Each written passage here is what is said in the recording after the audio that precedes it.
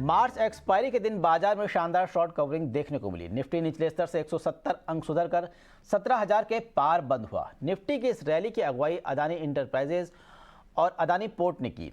Nifty के 50 में से 44 शेयर हरे निशान में बंद हुए। निफ्टी बैंक में भी 342 अंकों से ज़्यादा का उछाल देखने को मिला। निफ्टी मिड कैप और स्मॉल कैप में 4 दिन से जारी मायूसी आज छंट गई है।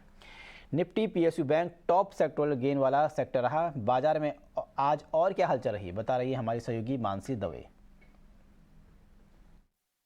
बिल्कुल, मार्च सीरीज के एक्सपायरी की अगर बात करें, एक्सपायरी का दिन शॉर्ट कवरिंग बाउट देखने को मिला। करीब 200 अंकों की बढ़त के साथ निफ्टी ने 17,100 के आसपास क्लोजिंग दिखाई, which was a big positive. और शॉर्ट कवरिंग निफ्टी के साथ साथ बैंक निफ्टी में भी नजर आई। 350 अंकों की मजबूती के साथ बैंक निफ्टी करीब 39,910 के लेवल्स पर मजबूती के साथ ब्रॉडर मार्केट्स ने भी आउट परफॉर्म किया, चाहे फिर वो मिड कैप हो या स्मॉल कैप। तो इंडेक्सेस के लिहाज से मार्च सीरीज के एक्सपायरी का दिन जो है वो काफी ज्यादा दमदार, काफी ज्यादा मजबूत रहा। स्टॉक स्पेसिफिक राय भी ऐसे ही देखने को मिली। लेकिन पूरी की पूरी मार्च सीरीज में काफी चैलेंजेस आते रहे, चाहे फिर वो ग्लोबल मार्केट हो या डोमेस्टिक मार्केट हो। इसी के चलते मार्च सीरीज के रिटर्न्स की अगर बात करेंगे, वो रिटर्न्स जो हैं वो नेगेटिव देखने को मिले हैं।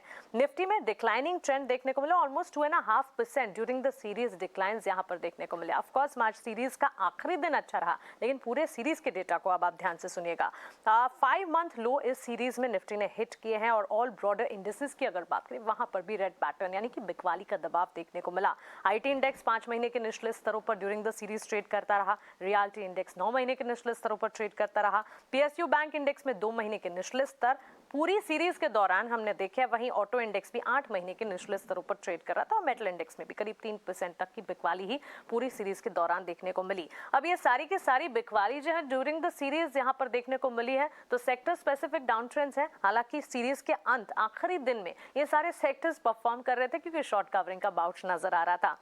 इसके अलावा अगर पूरी सीरीज के दौरान एफएनओ गेनर्स की बात करें, अडानी एंटरप्राइजेस, मनप्पुरम फाइनेंस और अडानी पोर्ट्स जैसे स्टॉक्स थे जो कि टॉप गेनिंग मोमेंटम दिखाते रहे। एफएनओ गेनर्स की हम बात कर रहे हैं। एफएनओ लूजर्स अगर देखेंगे, एम्फासिस, संवर्धना, मदरसन, कोफोर्ज, ये सारे के सारे लूजर्स कैटेगरी में आते हुए देखने को मिले।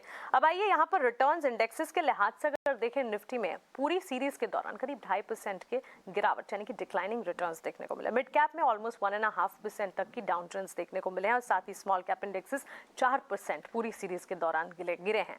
इसके अलावा सेक्टर स्पेसिफिक सबसे ज्यादा गिरावट इस पूरी सीरीज में आईटी सेक्टर ने झेली। उसके ठीक बाद हमने देखा auto, metal, bank, reality, pharma, हर सेक्टर, हर पॉकेट में मार्च सीरीज ने काफी ज्यादा चैलेंजेस फेस किए। अब आइए क्विकली आज के सेटअप यानी कि मार्च सीरीज के आखिरी दिन पर बाजार में कहां से मूड माहौल सुधरता हुआ दिखा, इस पर बात करते हैं। हर सेक्टर, हर पॉकेट में हमने मजबूती तो देखी। अडानी ग्रुप स्टॉक्स आज भी लीड कर रहे थे। इसके पीछे मेटल पैक में JSW steel, Eicher motors, HCL technology, सीरो मोटर कॉर्प, ये सारे के सारे स्टॉक्स थे। मेटल, ऑटो, टेक्नोलॉजी, काउंटर्स, ये सारे मजबूती दिखा रहे थे। 17,100, 17,200 की कॉल्स थी, जहां पर काफी हद तक बाइंग होते हुए, एक्टिव बाइंग होते हुए दिख रही थी। शॉर्ट कवरिंग का बाउट था और इसी के चलते खरीदारी का रुझान बढ़ता हुआ दिख रहा था। और यही सेंटिमेंट हमने देखे। क्लियरली बैंक निफ्टी की तरफ से आउट परफॉर्मेंस थी। 350 से 400 अंकों की मजबूती देखने को मिली। सीमेंट प्लेस थे जो कि काफी अच्छा एक्शन दिखा रहे थे दिन की शुरुआत से, चाहे फिर वो हैवी वेट सीमेंट सेक्टर हो या मिड कैप सीमेंट प्लेस हो, अच्छी मजबूती देखने को मिली। कुछ न्यूज फ्लोज भी थे। साउथ इंडियन बैंक में जो मैनेजमेंट में बदलाव की खबरें आती रही, उसका एक impact bank stock south Indian bank में करीब 13-14% तक की गिरावट देखने को मिली। हालांकि एक्सपर्ट्स का भी ये मानना है, मैनेजमेंट से भी जब एक्सक्लूसिव बातचीत हुई, उनका ये कहना था कि बैंक के ऑपरेशन पर इसका कोई असर नहीं पड़ेगा। वहीं आपको बता दें कि एनएसई रीबैलेंसिंग का भी असर इनफ्लोज और आउटफ्लो कैटेगरी वाले स्टॉक्स पर देखने को मिला।